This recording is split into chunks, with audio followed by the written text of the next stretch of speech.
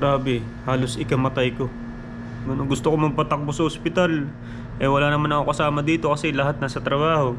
Sa mga pakiramdam ko, ang init pa naman. The report. Naoya Gomez yung ano ko. Ayun nga. Ayun na. Mas pinili ko na lang na hindi pumasok. Kaysa nating tomorrow, stop. Kalas. Kalas na talaga.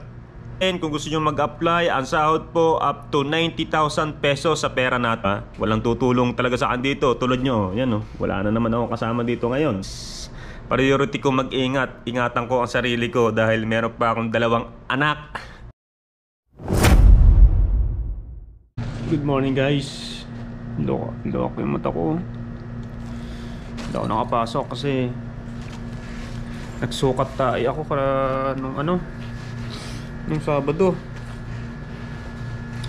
Sukat tayo tapos nilagnat ako. Sobrang sakit ang tiyan ko. Tapos sobrang lamig. Nilalamig ako yung paa ko tsaka kamay ko parang may yelo. Nagsukat tayo ako. Ngayon nanghihina pa yung katawan ko. Lambot na lambot ako. Grabe yung kahapon, yung Sabado, linggo ngayon dito. Yung Sabado. Grabe, halos ikamatay ko. Hindi sa pagyayabang. Halos ikamatay ko nung nun. Hindi ko alam ang gagawin ko kasi maya nasisira ko yung pet ko. Puro tubig yun na. Tapos suka, excuse me sa kumakain na. Baka may kumakain dyan na nanonood sa akin. Yan, taas suka kahit wala na may suka, hindi na ako makahinga, ganun, ang hirap. Balik ako dito sa tapos nilalamig ako, katala ko, tapos sobra sakit ang tiyan ko. Ay nako. Kasi anong nangyari? Baka kinain ko din eh. Baka dahil di siguro kinain ko, di ba nga? Nung kinain ko, ayun nga yung take out. Pero di ko naman sinisisi pagkain, baka nangyari kasi yun, nainitan sa sasakyan yun, nainitan. Alam nyo naman sobrang init dito, di ba? Nainitan siguro sa sasakyan. Tapos nakauwi ako dito sa villa namin kasama si Papa dyan. Mga ilang minuto tulog ako. Tapos naiwan ko sa lalagyan dito sa may tabi ng kama ko. Ngayon gumising ako nung sobrang aga, mga alas 3 siguro nun o alas 2 ng madaling araw. Nagising ako kasi ganun oras talaga ako madalas nagigising kasi ganun yung trabaho natin pang gabi. Nagugutom ako. Inamay ko naman yung inamay ko yung ulam at saka yung isa, yung lumpiang sariwa. Inamay ko, binuksan ko pang lumpiang sariwa. Goods naman. Payawan ko lang din kasi may aircon dito at saka yung ilong ko, di ba alam nyo naman may sinus. Gusto man na, kinakain ko sa bibig ko. Goods naman yan. Susuka na naman ako. Goods naman. Kumain ako. Yung after ko kumain, siguro mga 3 to 4 hours, ayan na. Bigla na lang bumugalwak yung bibig ko dito sa higaan. Pinunasan ko na, tapos tatakbo ako doon sa CR. Dire-diretso. Parang yung, di ba, 3 to 4 hours na, hindi pa natunaw yung pagkain baka dahil nga doon. Tapos yung dumi ko, dire-diretso din. Sabay nga lagi. Bibig tapos higa dito, sakit ng tiyan, pilipit, ikot, nilalamig na ako, sobrang nilalamig na ako. Kahit nakakumot na ako na napakakapal, sobrang lamig pa rin, nangangatal na ako sa lamig. Sakit ng tiyan ko, yung ulo ko sumasakit na din. Mamamatay na ako dito bahala na. Namatay ako dito, bahala na, ganun. Gusto ko magpatakbo sa ospital. Eh wala naman ako kasama dito kasi lahat nasa trabaho. Ako naman di ko kaya kasi hinang-hina na ako. Tapos syempre ubos na yung laman ng tiyan ko. Hindi ako makakain. Yung tubig, iinom ako ng tubig, nilalabas ko rin. Yun, hindi ako nakapasok. So nagpaalam ako kay Sir Lionel ganun nangyari. Tapos kailangan ko raw ng sick leave or parang medical check up. Hanap ako dito ngayon kaya yan. Nagdala akong bag kasi nandito yung mga ID ko.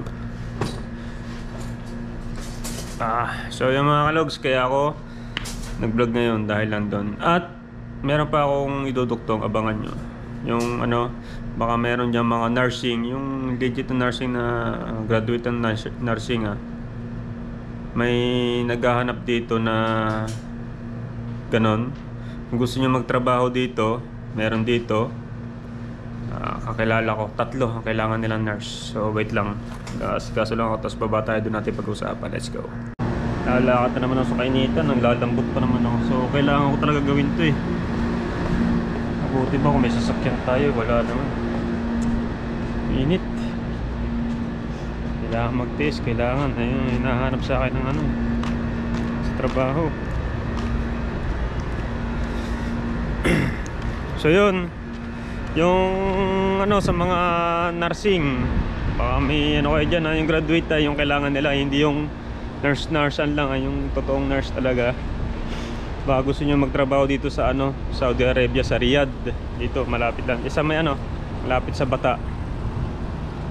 May nagsabi lang sa akin pero ayaw ipabanggit yung pangalan niya. Pero kapag may nag-message sa akin na gustong magtrabaho, nursing, ibibigay ko yung account niya sa inyo. At kung paano nyo naman ang makakausap, i-search nyo na lang yung ano ko sa Facebook. Kung anong pangalan ko dito sa YouTube, yun din sa Facebook. Kaoya Kinoshita, may kita nyo naman yun. Sa mga pakiramdam ko, ang init pa naman. Kaya sa sahod, ang sabi nasa 4,500 go to 6,000. So yun, 4,500 to 6,000. Magkano yun? Laki ah. Ikwentahin natin.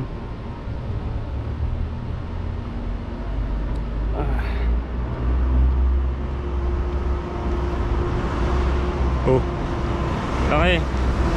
So sa yun, doon sa trabahong yun, sa apply ng trabahong yun, pwede kayo sumahod ng up to 90,000 sa pera natin. 90,000 monthly. Ayan. So ano pang inaantay nyo ayun,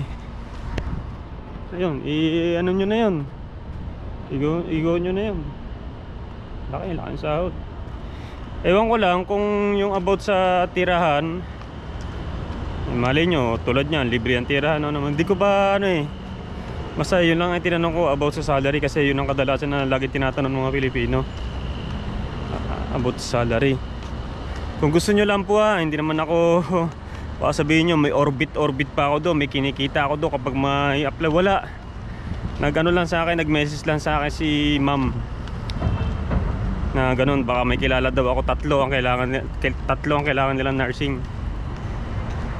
Yung may lisensya daw yung may basta yun. Kaya naglalakad ako sa kainitan ng panahon dito.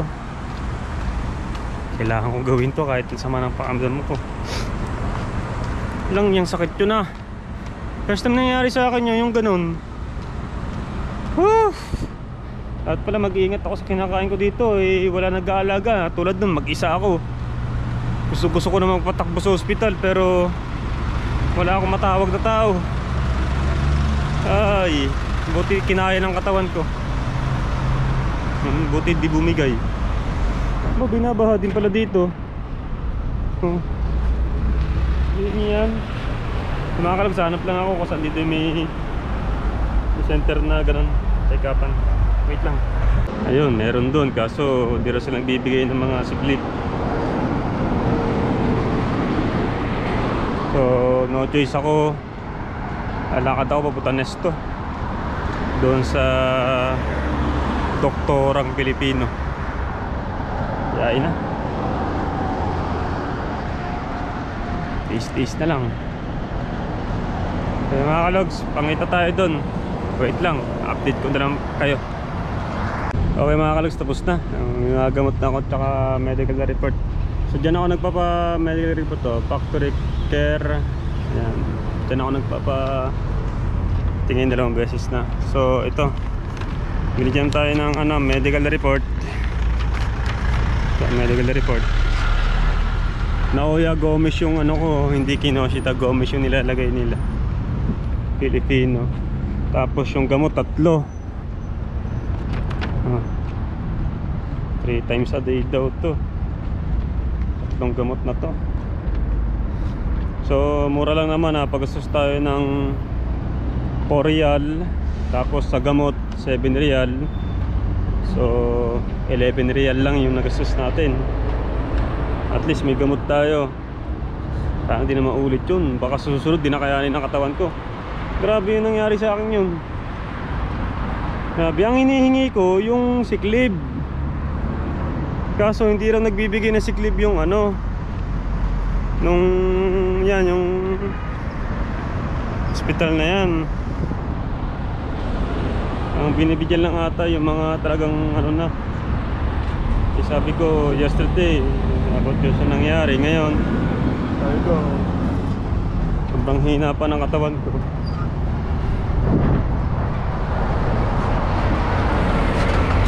Ayun, ito lang binigay sa atin. Medical report. Tawa na siguro to, baka i-accept na ng Sir Lionel to. Lalakad na naman tayo.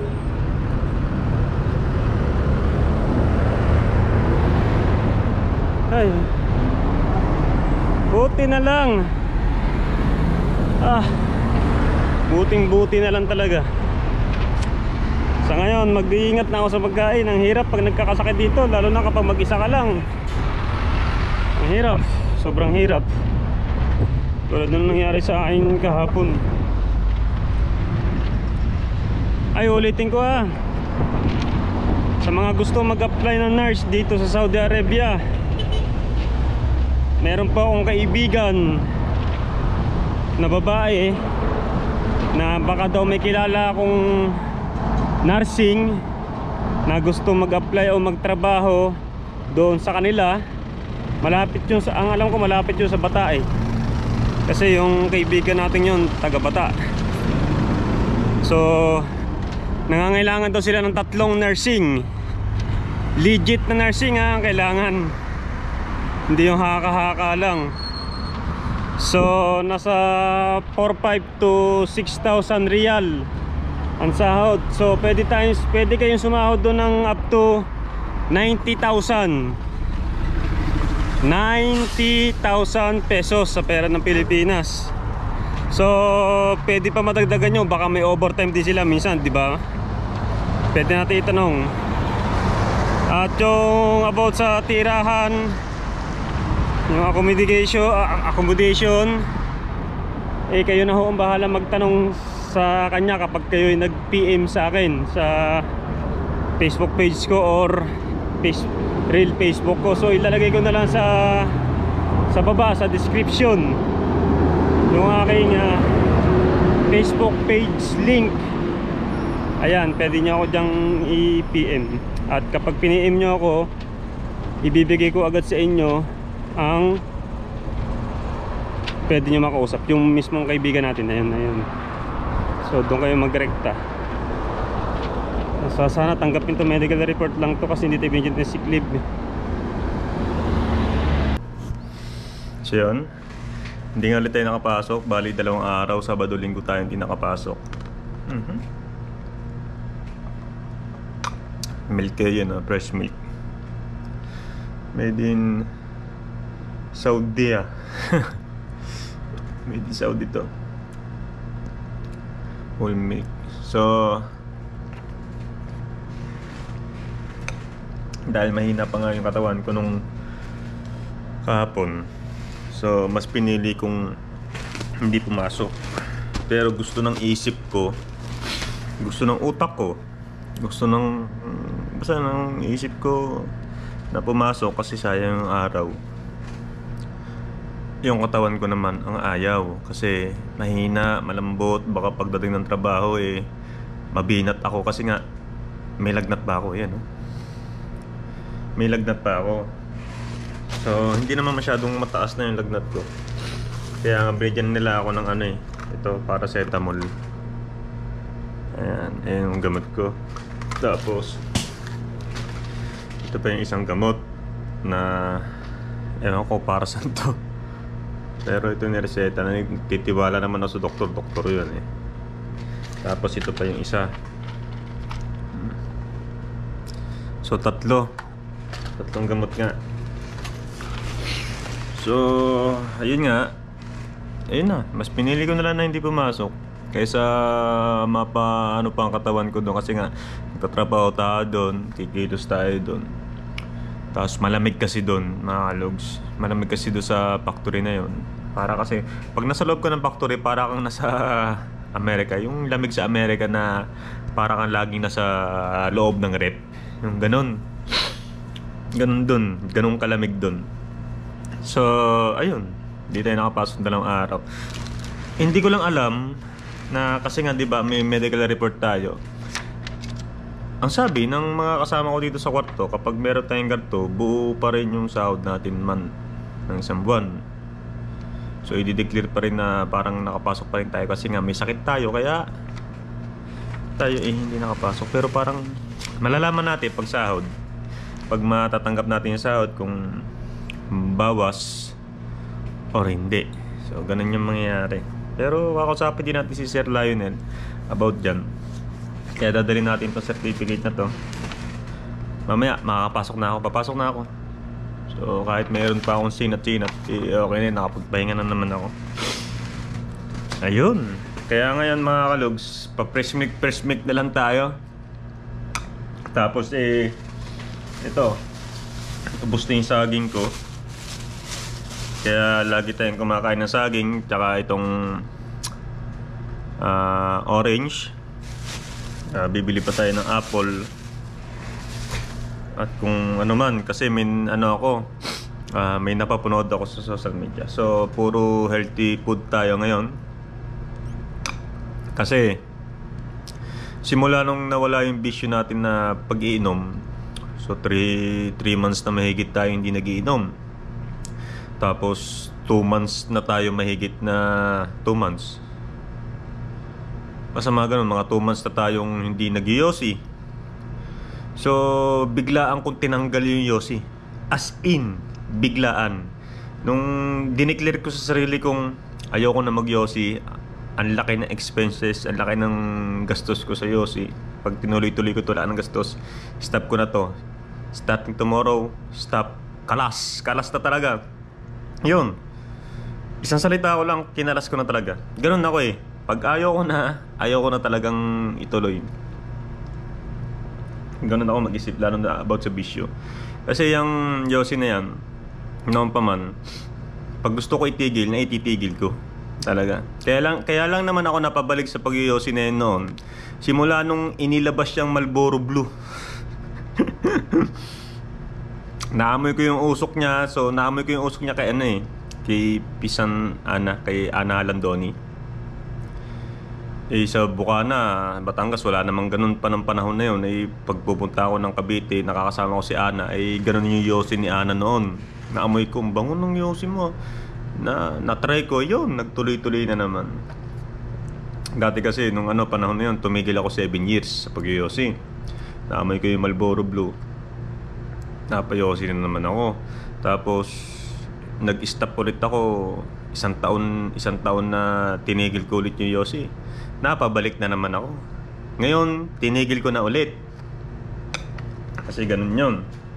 So dahil sa pagtigil ko sa mga bisyo ko, sa alak, sa yosi, ayan, yung katawan ko para bang may nararamdaman na unti-unti sakit nga. Kasi nga nawala yung bisyo eh.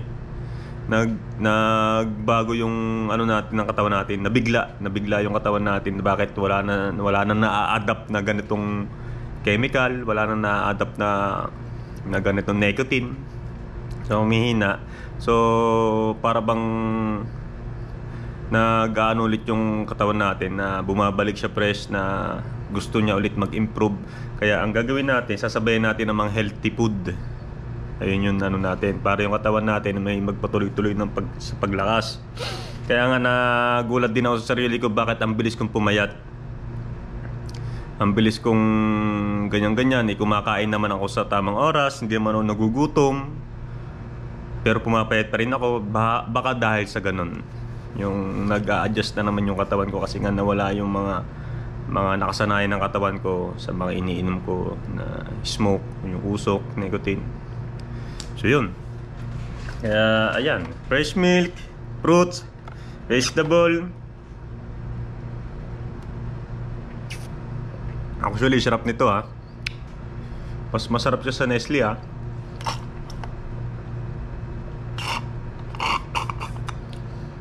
Mas masarap siya sa ano yung fresh milk na Nestle.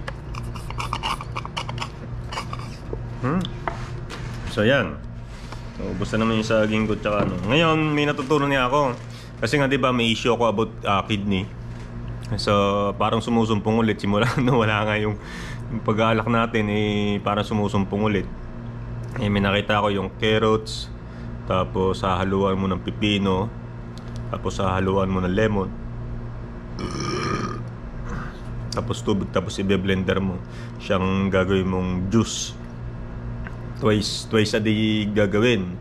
Umaga paggising at saka pagtutulog na. Ganon. Ayun yung ano natin. Marami naman basta laging may kasamang carrots tsaka lemon.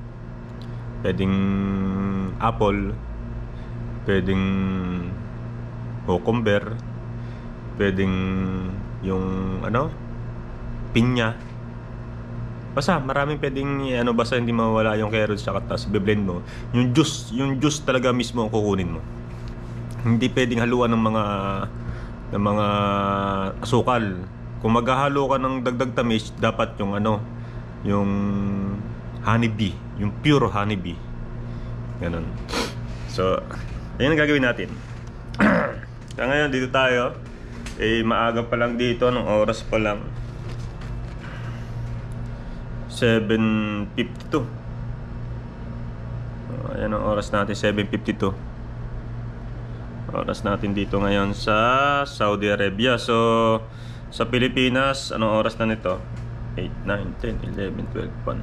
Alauna ng tanghali. Pahapon.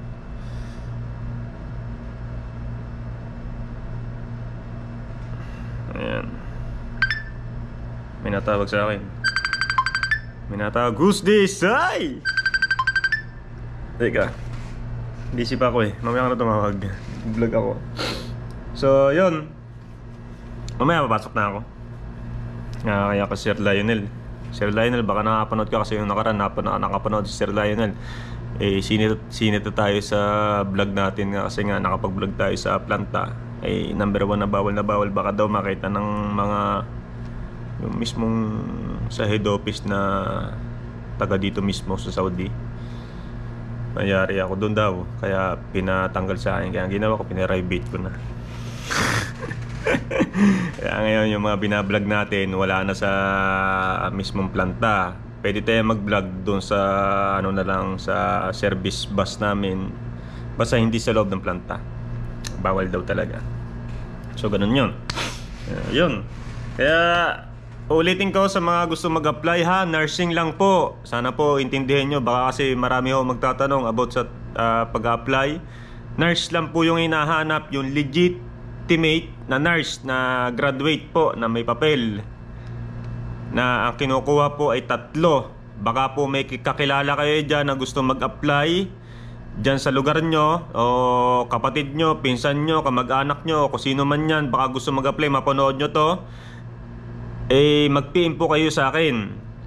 Uulitin ko po, mag-PM po kayo sa akin kung gusto nyo mag-apply. Ang sahod po up to 90,000 pesos sa pera natin. So sa Saudi, 4,500 to 6,000 riyal ang sahod. Depende po yun sa pag-uusap mismo ng may-ari ng kung anong papasukan, clinic man, hospital man, o sa mga basta, sa mga ganon about sa nurse.